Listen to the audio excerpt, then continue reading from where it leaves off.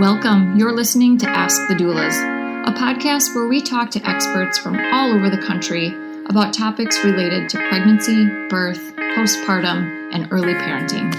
Let's chat.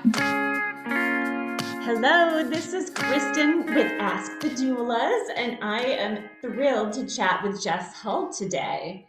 Jess is a former Facebook and Google executive who founded Mother Me, which is an app, online course, and support framework for successful women who want to do more than just survive their postpartum. The system Jess developed is called the Mother Me Method, and it's based on the science and data of Matrescence, as well as incorporating global perspectives on how other countries and cultures support postpartum women. Welcome, Jess.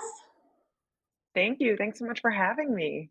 I am very excited to dive into the major transition that I don't feel like gets enough acknowledgement in becoming a mother. I actually have an online course called Becoming a Mother that started during the early stages of the pandemic when we had to move everything to virtual. And it's all about women supporting women and a mix of preparing for birth, but also the transition to motherhood. So we have a similar concept, but I love that yours is so research-based, clinical, academic focus. So I would love to hear more about what drew you to this rite of passage and major life occurrence. Was it a mix of personal and professional coming from tech industry? It's a big change.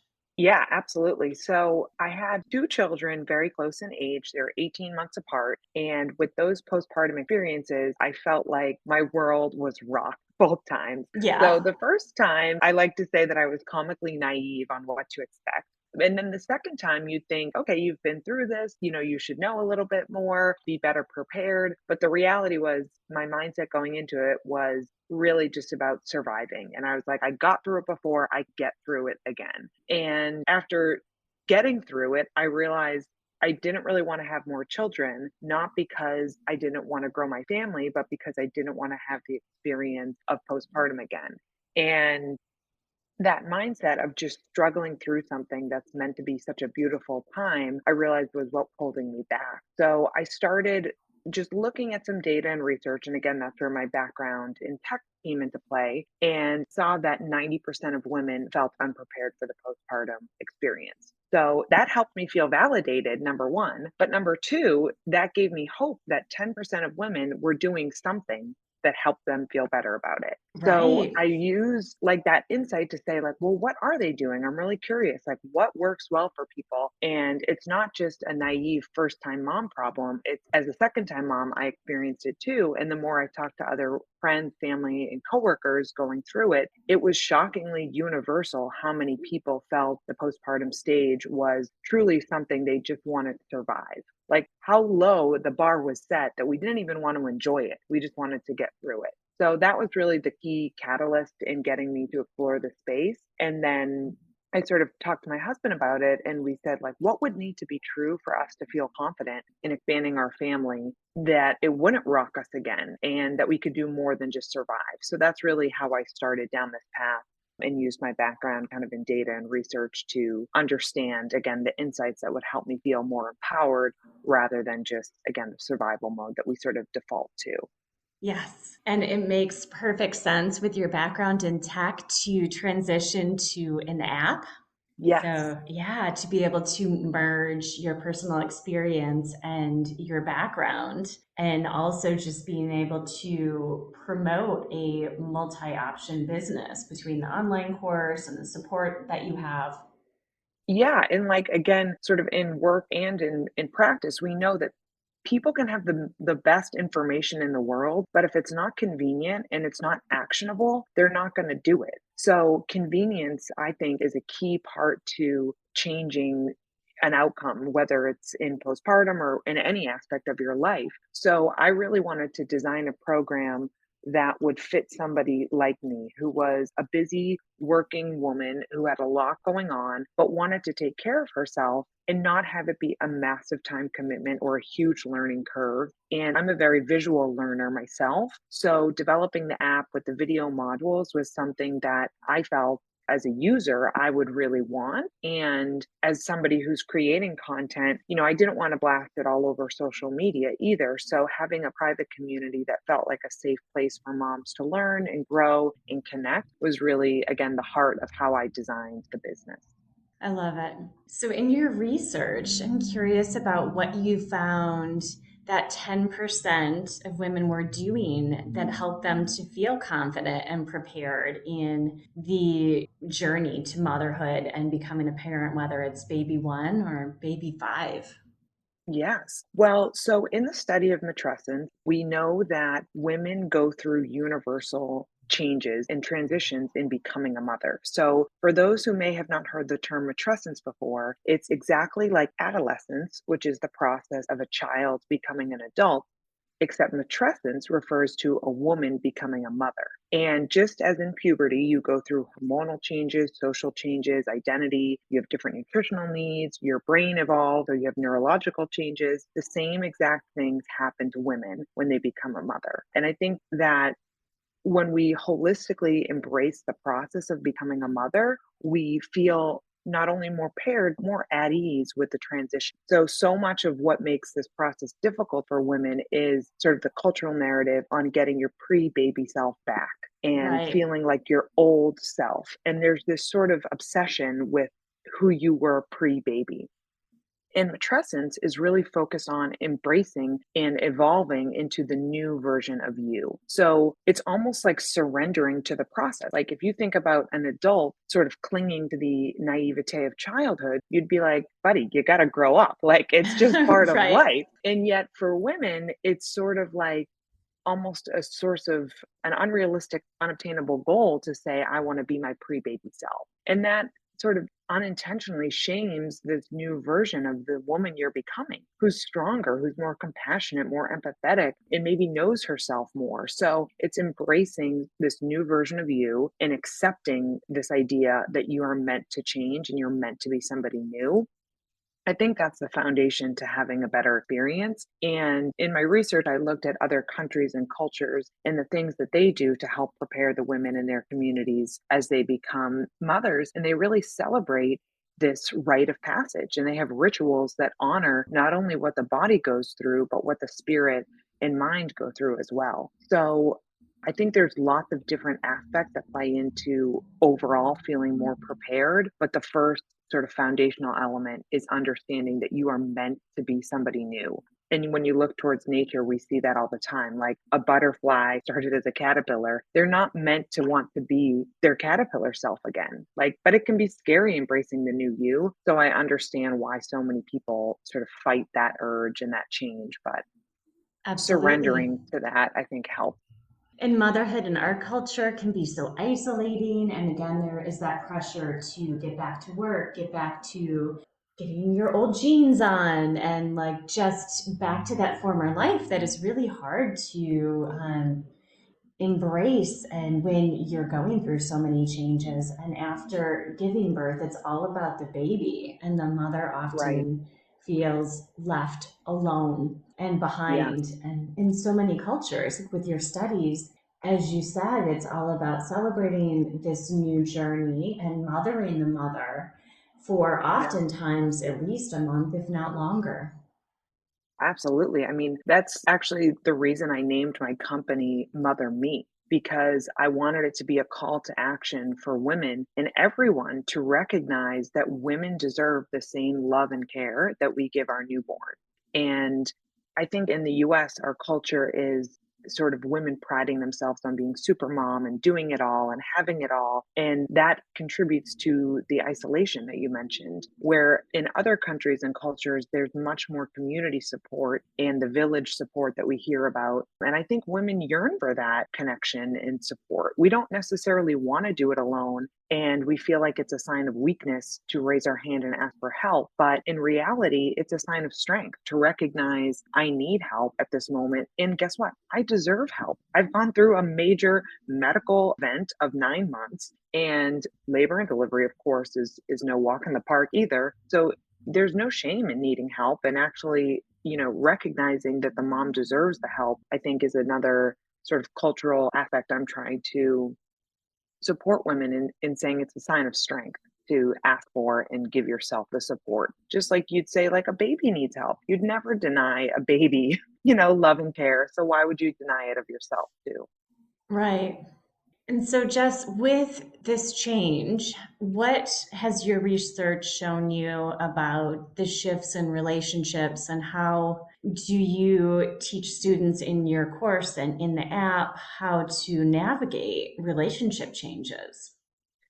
Yeah. So another very compelling data point that I found from the Gottman Institute is that 70% of couples report a decline in relationship satisfaction after becoming parents. And as somebody who went through that experience of having two under two, I'm quite honestly shocked that number's not higher. Like Right, having a baby and becoming the, mom and dad or partners in parenthood is a wild ride in and of itself in the dynamic. And resentment is one of the biggest factors to that decline in relationship satisfaction. So in my own personal experience and in my research, I've focused a lot on the dynamics between the parents and supporting them as they evolve into new roles of individuals, of being a mother or a father, and also being parents together and having different parenting styles, different family of origin values, different expectations of what this time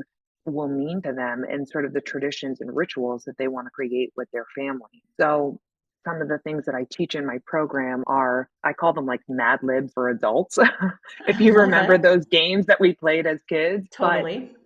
giving people language to ask their partner for help and to communicate their experience that is very unique. Like what a mom goes through versus what a dad goes through, completely different, right? And Right. so much of what the woman goes through is invisible. So even my husband, who's very into sort of the female experience, he has three sisters, he still would be like, well, you look the same or you look okay. And I'd be like, how I look is not how I feel. What I'm experiencing is completely invisible. So let me tell you about it and let me use language that helps me explain to you the complicated feelings that I'm having so he could have compassion for what was going on beneath surface. So in my program, I have scripts where I have like a list of sort of emotions, a list of experiences, and you can fill in the blank with your partner in a way that's kind of fun and a little silly. Like we want to have fun. And we don't need to be so serious that it's like overwhelming or uncomfortable for couples, right? So we Exactly. have a little fun about it and say, like, here's how I'm feeling, here's what I need from you. And sometimes it's really just acknowledgement. Like there's no action that the man can do other than listen and acknowledge and say, I hear you, I see you, and I appreciate you. And that does wonders for making a relationship healthy, especially through this vulnerable transition of becoming parents.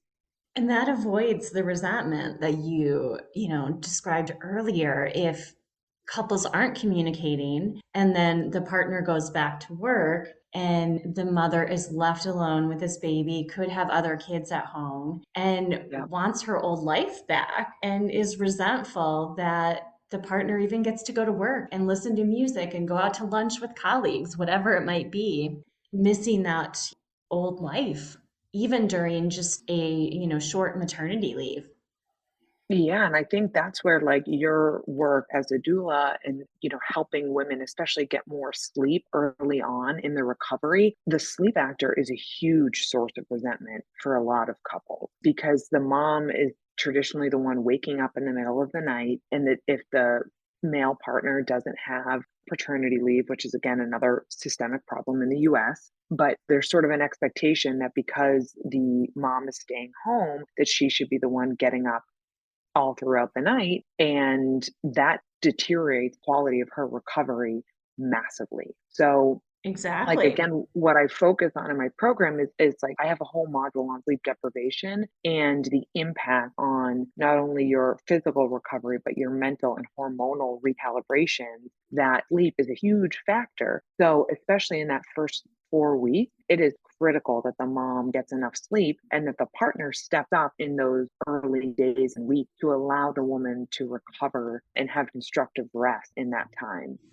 Exactly. And as overnight and daytime postpartum doulas, like we find that some partners have to go back 2 days after the birth. So they're there in the Oh, I hospital, know. they're back at work, working long hours, and then that depletion and exhaustion begins. And so, with some families, even coming in a couple nights a week can get them, at least caught up a bit on rest. And no matter how they feed their baby, for exclusively breastfeeding moms, we can bring the baby to them, Yep. or wake them and have them go into the nursery. So then they're optimizing the rest they have. And the doula, or we also have newborn care specialists, do the diaper changes, the sleep shaping, burping Yep. baby, and you're able to get support and ask questions about feeding. The parent is awake at that time, so it can be helpful. But I have found that with some of the media attention, overnight doulas,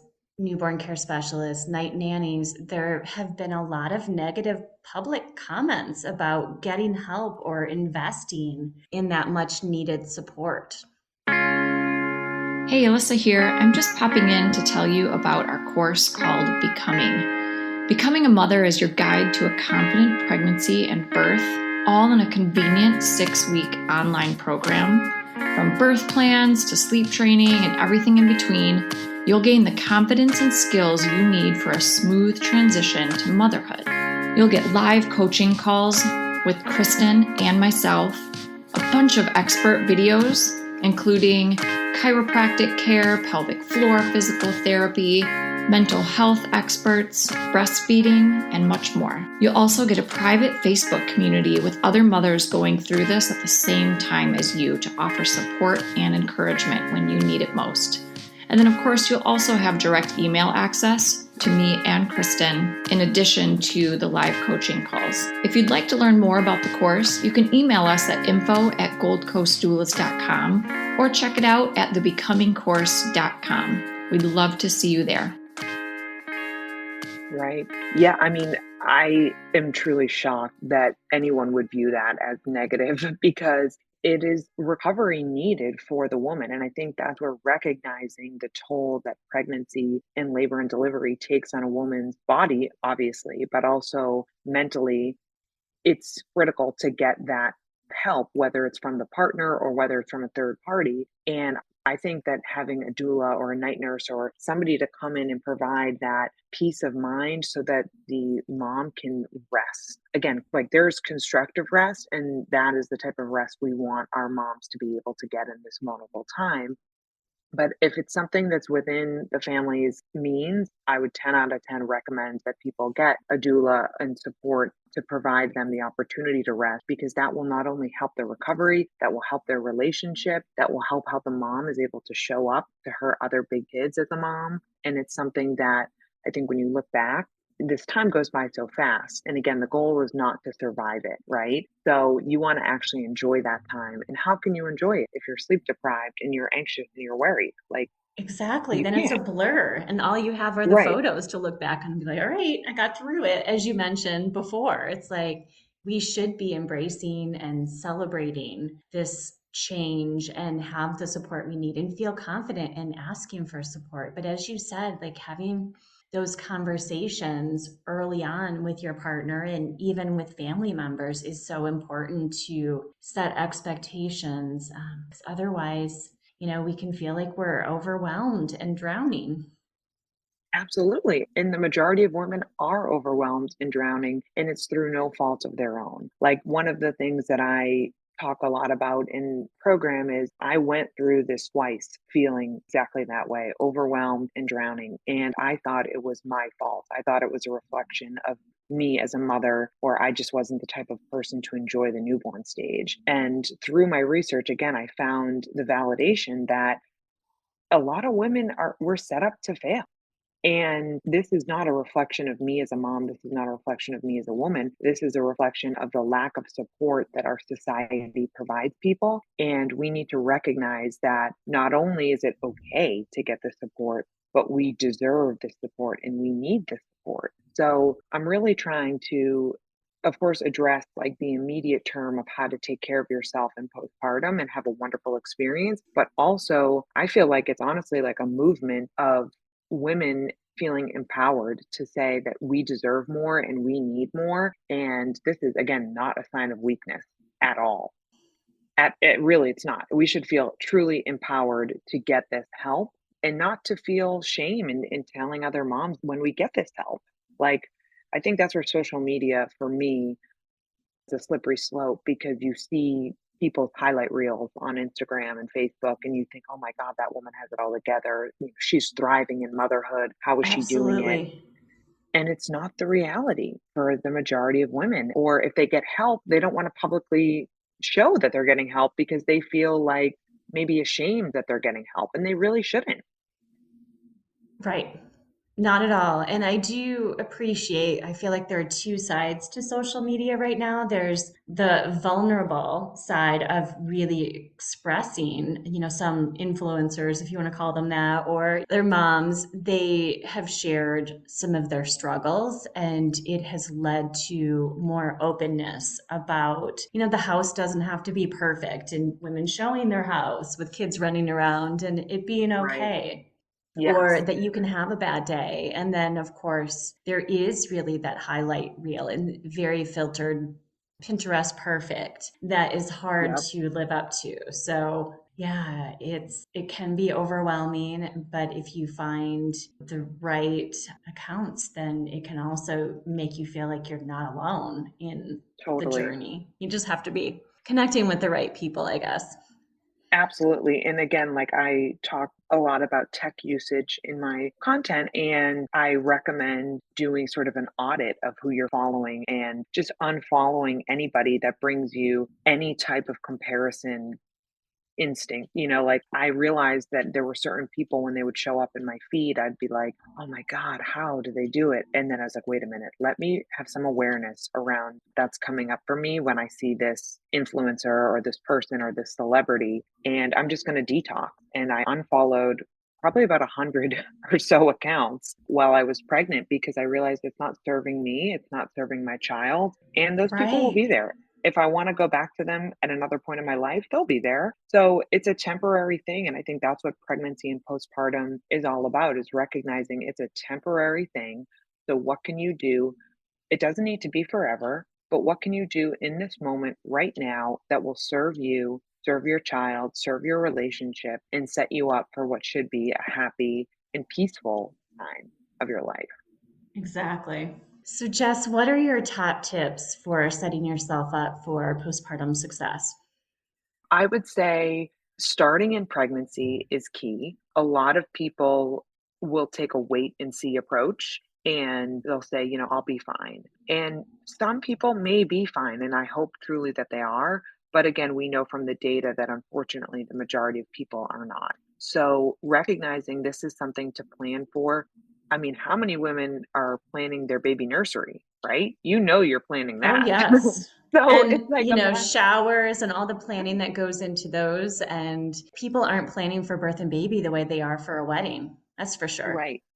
For sure. And I think that recognizing that having stuff and being organized, of course, that's important. Of course, that helps you feel calm, but Right. take care of your insides, your brain, your body, your spirit with the same love and care that you're preparing your external environment. Yes. Right? Like, imagine if we spent as much time thinking about ourself and our spirit as we're transitioning to motherhood as we did planning the nursery. It would be incredible. So, I'd say Yes, that's number one. absolutely. That's the Great big tip. number one.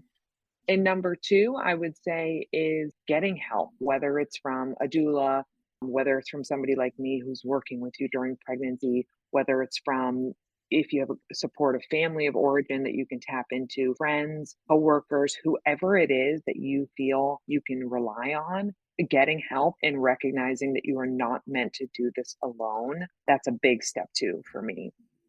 And I would say step three would be very practical things. So, one of the things that I encourage all women to do is get like paper plates or little things that make your life easier for the short term, because we know that bending over, whether you're pregnant or you're in your early postpartum days, is a way many women do too much too fast. Emptying the dishwasher, switching the laundry, like little household things like that are adding up and actually creating longer term injuries for people. So making temporary accommodations to not do so much in those early days. Right. It's not just avoiding vacuuming and stairs. There's so much more to it, as you mentioned, with lifting. Yeah.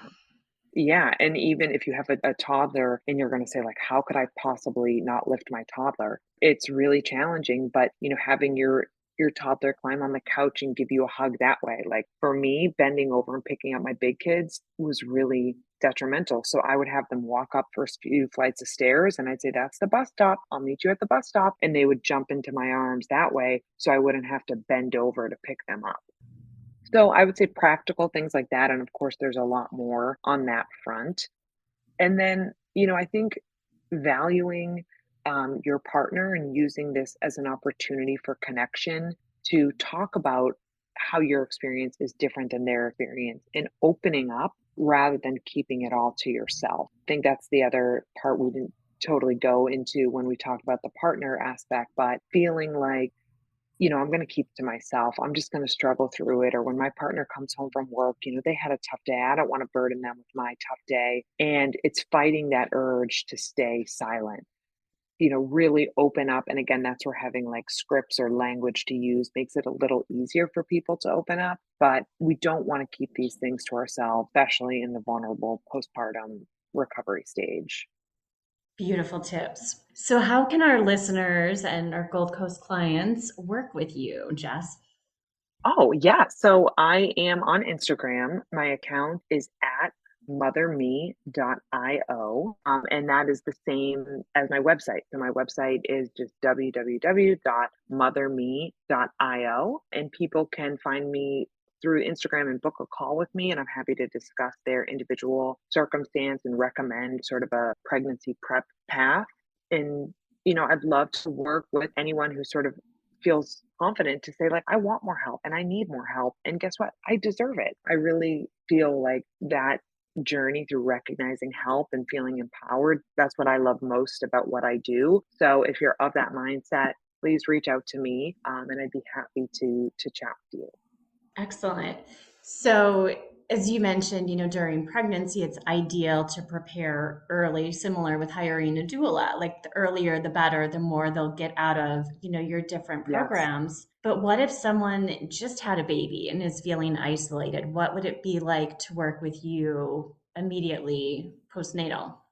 Yes. No, I have several women who actually DM me when they're in the hospital. Okay. And they're like, I just had the baby. What? I need help.